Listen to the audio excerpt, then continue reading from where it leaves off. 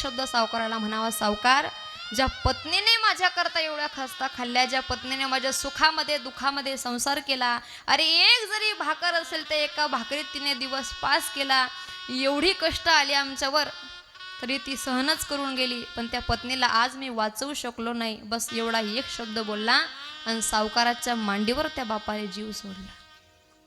जिवंत त्या मायबापाने पत्नी करता जीव सोडून दिला का? कष्ट करून सुद्धा लेकरं त्याची झाली नाही हो. काय चुकी होती त्या बापाची? मायबाप जर संस्कार नसतील ना आयुष्यामध्ये, ही परिस्थिती होते माणसाची. नाही देता येत पैसा चालेल पोरांना, पण संस्कार द्या.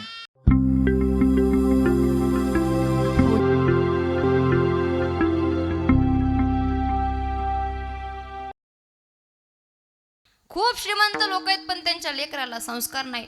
लेकरं मायबापाला मायबाप म्हणायला तयार नाही, एवढी कठीण परिस्थिती आहे. पण कौतुक करावं लागेल तुमच्या गावाचं. दादा, आज कीर्तना करता तरुण बांधव आणि माझ्या ताई सुद्धा उपस्थित आहे. विनंती एकच आहे दादा, नाही कमवता आला पैसा चालेल. भरपूर लोक म्हणतात ताई आम्ही गेल्यानंतर आमच्या लेकरांचं काय होईल. दादा सांगेल तुम्हाला, ताई कमवून ठेवलं तुम्ही तर ते विकून खातील.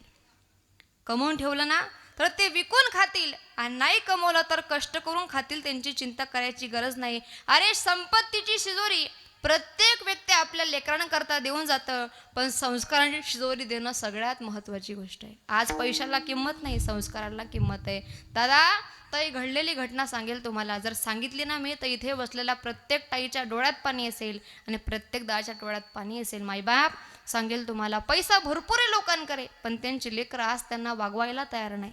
तुम्ही वृद्धाश्रम फिरून या. विशेष गोष्ट आहे बघा, वृद्धाश्रमामध्ये तुम्हाला शिक्षकाच्या ऐवळी कदाचित सापडतील, वृद्धाश्रमामध्ये तुम्हाला इंजिनियरच्या ऐवळी कदाचित सापडतील, वृद्धाश्रमामध्ये तुम्हाला डॉक्टरच्या ऐवळी सापडतील दादा. पण आजपर्यंत माझा सीमेवरचा जवान आणि शेतकऱ्याचे मायबाप तिथे नाही आहेत. नाही, ही शेतकऱ्याची कमाल, हे त्यांचे संस्कार आहेत. का? कारण मायबापाने दिलेले संस्कार ते सांभाळत आहेत मायबाप. सांगेल तुम्हाला, जर संस्कार नसतील ना आयुष्यामध्ये लेकरांना फार फजिती होते माणसाची. एक सुंदर कुटुंब होतं ताई, गावाकडे राहत होते. 2 मुलं होती त्यांना. सत्य घडलेली घटना आहे. 2 मुलं होती त्यांना. काबड कष्ट केले मायबापाने. दोघी लेकरं शिकवलीत बघा. दोघी लेकरं नोकरीला लागलीत, चांगला पगार घेऊ लागलीत, आणि मायबापाला त्यांच्याकडे नेलं बघा. आणि त्यांच्याकडे नेल्याच्या नंतर मायबाप सुद्धा राहत होते. कुटुंब चालू होतं बघा. एक दिवस 4 वर्षाचा नातू अंगणात खेळत होता आणि गॅसवर कुकर लावलेला होता. त्याच्या शिट्ट्या होत होत्या बघा. 4 वर्षाचा नातू अंगणात खेळतोय. सुनबाई त्याला आणण्याकरता गेली. याच्या आईने विचार केला, जर गॅसवरच्या शिट्ट्या जास्त झाल्या ना तर सुनबाई मला रागवेल, आणि तिचं रागवणं मला सहन होणार नाही. याची आई धावत धावत गॅस बंद करण्याकरता गेली, पण हिच्या ध्यानात नाही हो, फरशीवर पाणी सांडलं होतं. गॅस बंद करण्याकरता गेली, पाणी दिसलं नाही, पाय घसरला आणि मेंदूला मार लागला. मायबाप रक्तबंबाळ आई झाली. हॉस्पिटलमध्ये ॲडमिट केलं. त्या एवढ्या मोठ्या हॉस्पिटलमध्ये ही 2च लोक होती. मायबाप, याची बेडवर पडलेली आई आणि कोपऱ्यात रडत असलेला बाप. 2च लोक होती. डॉक्टर साहेब बाहेर आली. दादा 8 लाख रुपये खर्च लागेल बरं, मेंदूला मार लागलाय, लवकरात लवकर पैसे जमा करा. रडत होता बाप बिचारा कोपऱ्यात. दोघी मुलं भेटण्याकरता आली. बाबा चला ना घरी. बापाने हसू पुसावे म्हणावं, पोरांनो मेंदूला मार लागलं तुमच्या आईला. 8 लाख रुपये खर्च तिला सांगितलाय. माझ्याकडे 2 लाख आहेत, तेवढी जमवाजमव करता का? पोरांनी एकमेकांकडे पाहिलं. बाबा घरी तर चला, अगोदर जेवलं नाही आत तुम्ही, जेवण करून घ्या. बापाचा हात धरला, घरी नेलं मायबाप. सुनबाईनं ताट वाढलं. बापानं पहिला घास घेतला, दुसरा घास घेतला, तिसरा घास घेणार तोवर बापाला वाटलं पोरांना आठवण करून द्यावी. पोरांनो 8 लाख रुपये खर्च सांगितलाय तुमच्या आईला, 2 लाख माझ्याकडे आहेत, 6 लाखाची गरज आहे, तेवढी जमवाजमव करता का? मोठ्या मुलाने म्हणावं, बाबा खर्च करायला काही हरकत नाही गड्या, पण आईच्या बोळीने साथ तर दिली पाहिजे. आपण उगाच खर्च करावा असंही वय झालंय तिचं, आजही जाणार आणि उद्याही. मायबाप हातामध्ये तिसरा घास जसा तसा होता, बापाने तिसरा घास तोंडात न टाकता ताटात टाकला आणि बाप हसत म्हणाला, खरे रे पोरांनो तुमचं. ती आज मेली काय आणि उद्या मेली काय, तुम्हाला काही फरक पडणार आहे? खरं तर ती पडली ना तशीच मरायला पाहिजे होती रे, पण डोळे उघडून ती माझ्याकडे पाहत होती, माझा नवरा मला वाचवेल, माझे पोरं मला वाचवतील, माझे लेकरं मला वाचवतील. तो म्हणतो मेली तरी चालते. खरंय बाळा तुझं. अरे ज्या वेळेस तुझ्या वेळेला ती डिलिव्हरी होणार होती ना, तेव्हा डॉक्टर साहेबांनी सांगून दिलं होतं, ताई बाळ आडवं आलंय, दादा बाळ आडवं आलंय. आईला वाचावा असं वाटत असेल ना, बाळाचे तुकडे करून बाहेर काढावे लागतील. आणि बाळाला वाचावा असं वाटत असेल ना, तर आईला जीव गमवावा लागेल. आम्ही सगळे म्हणत होतो रे, आईला वाचवा, आईला वाचवा. पण डॉक्टर साहेबांनी तिला भुलीचं इंजेक्शन दिलं.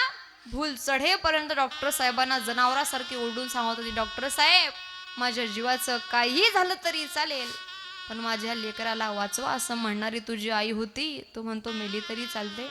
खरे रे पोरांनो तुमचं, मेली तरी चालते तुमच्याकरता. खूप कष्ट घेतली तिने तुझ्याकरता. खरं तर तिने तेव्हा निर्णय बदलला असताना आज हा दिवस तिला पाहण्याकरता भेटला नसता. बाळा तुझा वाढदिवस जर आला ना, मी जर नाही म्हणलो तिला नाही करायचं त्याचा वाढदिवस, तिने तिच्या पैशाने तुझा वाढदिवस करावा रे. तिच्या भावाने दिलेले पैसे, तिच्या वडिलांनी दिलेले पैसे, तिच्या आईने दिलेले पैसे तिने जमा करावे. तुला ड्रेस घ्यावा, तुला चॉकलेट घ्यावी, तुला केक आणावा. मी नाही साजरा केला, तिने साजरा करावा. आणि तू म्हणतो मेली तरी चालते. खरे रे बाळा तुझं, खरंय. बाळा तू जर आजारी पडलास ना, जेवला नाही रात्री, तर पॅरासिटामॉलची गोळ घेऊन आणि दुधाचा ग्लास घेऊन तुझ्या रूममध्ये हजर असायची. रात्र रात तुझ्या डोक्यावर पट्ट्या ठेवायची तुझी आई होती. तू म्हणतो मेली तरी चालते. लहान मुलांना विनंती केली, बाळ्या तू तरी दे पैसे. मुलाने म्हणा, बाबा आमच्याकडे पैसे मागायचे नाही, माझा फ्लॅटचा हप्ता आहे 20,000 रुपये, सोसायटी मेंटेनन्स 15,000 रुपये, गाडीचा हप्ता आहे 25,000 रुपये, कुठून देऊ, मला माझा पगार पुरत नाही, काही मरावं का तुमच्याकरता? मायबाप आयुष्यभर ज्या लेकरांकरता या बापाने कष्ट केली, टचकन त्याच्या डोळ्यात पाणी आलं. अरे अरे ज्या पोरांकरता एवढी कष्ट मी सोसली, ती लेकर आज 1 रुपया द्यायला तयार नाही. रडला बिचारा बाप, कोपऱ्यात गेला, अंगावर चादर ओढली आणि ढसा ढसा रडला बाप. लेकरांकरता खूप कष्ट केली होती त्याने. ताई एवढी संकट आली ना त्या बापावर, तो कधीच खचला नाही. एवढी संकट आली त्याने कधीच कुणापुढे हात पसरला नाही. पण आज लेकरांपुढे पुरता पोरका झाला होता तो बाप.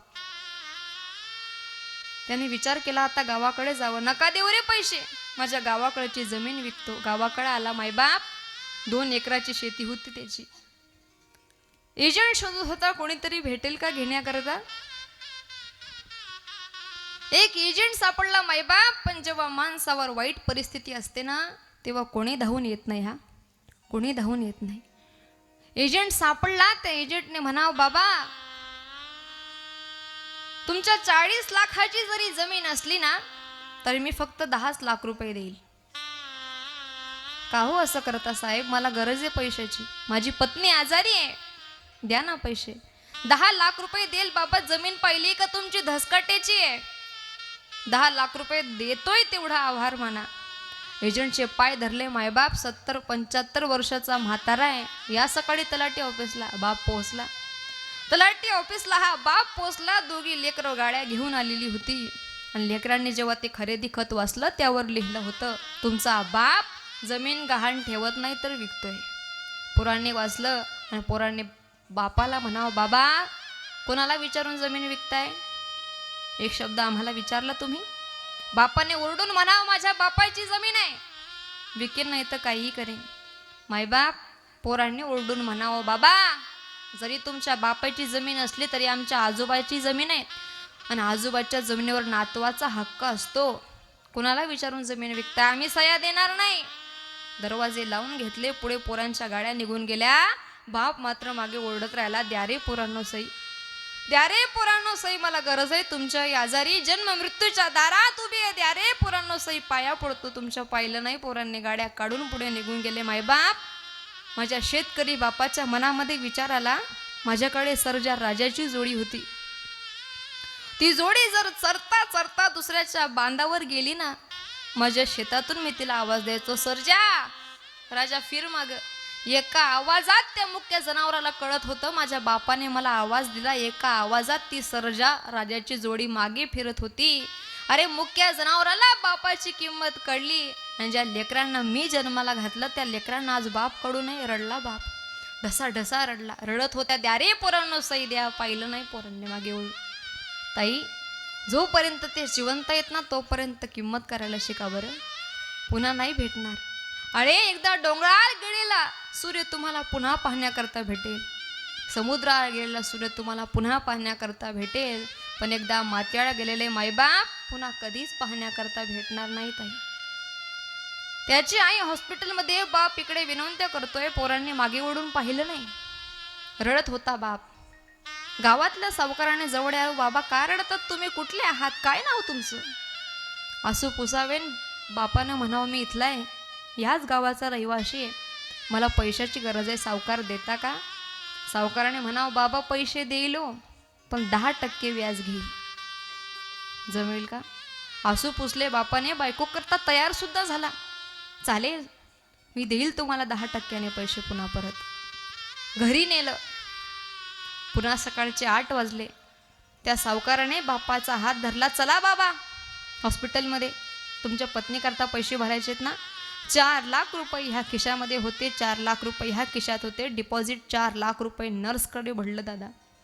नर्सकडे भरल्यानंतर नर्सने फाईल पुढं केली, त्या फाईलवर सही त्या बापाने केली. आनंदामध्ये होता. नाही केली माझ्या पोरांनी मदत तरी चालेल, पण माझ्या लेकरांकरता जे मी कष्ट केले त्या लेकरांनी त्याची परतफेड नाही केली तरी चालेल, पण माझी पत्नी मी वाचवणार आहे. आनंदामध्ये होता. सही केली, फाईल नर्सकडे दिली, आणि त्या बाईच्या रूममधून एक नर्स धावत आली. तिने नर्सच्या कानात सांगितलं, आणि या नर्सने एकच शब्द म्हणावा, बाबा तुमचं पेशंट आता जिवंत नाही. मायबाप, ज्या पत्नी करता त्या बापाने एवढ्या खस्ता खाल्ल्या होत्या बघा, आज ती पत्नी जिवंत नव्हती. 2 पैसा करता लेकरांनी आई गमवली. मायबाप, सावकार जवळ होता. बापाने एक शब्द सावकाराला म्हणावा, सावकार ज्या पत्नीने माझ्याकरता एवढ्या खस्ता खाल्ल्या, ज्या पत्नीने माझ्या सुखामध्ये दुःखामध्ये संसार केला, अरे एक जरी भाकर असेल तर एका भाकरीत तिने दिवस पास केला, एवढी कष्ट आली आमच्यावर तरी ती सहनच करून गेली, पण त्या पत्नीला आज मी वाचवू शकलो नाही. बस एवढा एक शब्द बोलला, आणि सावकाराच्या मांडीवर त्या बापाने जीव सोडला. जिवंत त्या मायबापाने पत्नी करता जीव सोडून दिला का. कष्ट करून सुद्धा लेकरं त्याची झाली नाही हो. काय चुकी होती त्या बापाची. मायबाप जर संस्कार नसतील ना आयुष्यामध्ये, ही परिस्थिती होते माणसाची. नाही देता येत पैसा चालेल पोरांना, पण संस्कार द्या. त्यांना दिसलं पाहिजे आपले मायबाप किती कष्ट करतात, हे दिसलं पाहिजे त्यांना. सावकाराच्या मांडीवर त्या बापाने जीव सोडला. सत्य घडलेली घटना. मायबाप पुढे पतीचं प्रेत चालत होतं, मागे पत्नीचं प्रेत चालत होतं, आणि त्या प्रेताला अग्नी डाग देण्यात आला, आणि त्या अग्नीच्या लपाट्यातून ते मायबाप पोरांना सांगायचा प्रयत्न करत होते. मेल्यावरती रडतो कशाला, उगीच तान नको देऊ घशाला, उगीच तान नको देऊ घशाला. मी तुझ्यासाठी जीवन जाडिले रे बाळा, तुने नाही पाणी पाजले, मी तुझ्यासाठी जीवन जाडिले रे बाळा, तुने नाही पाणी पाजले. मायबाप त्या आगीचा लपाट्यातून ती आई सांगायचा प्रयत्न करत होती. माझ्या कुशीतला हसुनी तू बाळ, माझ्या जीवाचा बनला सकाळ, माझ्या जीवाचा बनला सकाळ.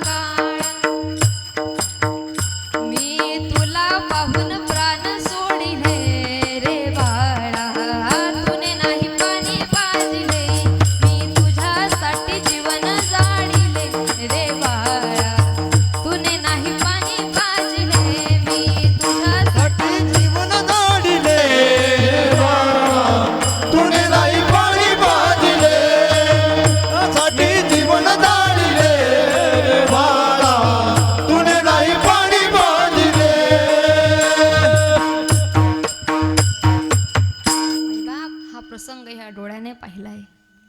मी तर सांगेल तुम्हाला असा प्रसंग कोणावरही येऊ नये मायबाप, म्हणून विनंती आहे. लेकरांना पैसा कमी दिला तरी चालेल पण संस्कार द्या. आणि लेकरांना सुद्धा विनंती, दादा अरे नाही जाता येत पंढरपूर जाऊ नका, नाही जाता येत आळंदी जाऊ नका, नाही जाता येत पंढरपूर जाऊच नका, नाही जाता येत आळंदी जाऊ नका. मग काय करा, अरे घरातल्या आईला रुक्मिणी आणि दारातल्या बापाला पांडुरंग म्हणा, झाला तुमचा परमार्थ, कुठेच जायची गरज नाही. त्यांची सेवा करा, त्यांना दैवत म्हणा. मायबाप, या कीर्तनातून तुम्हाला काही आठवत नसेल तरी चालेल, पण एवढा मुद्दा मात्र नक्की घरी न्या.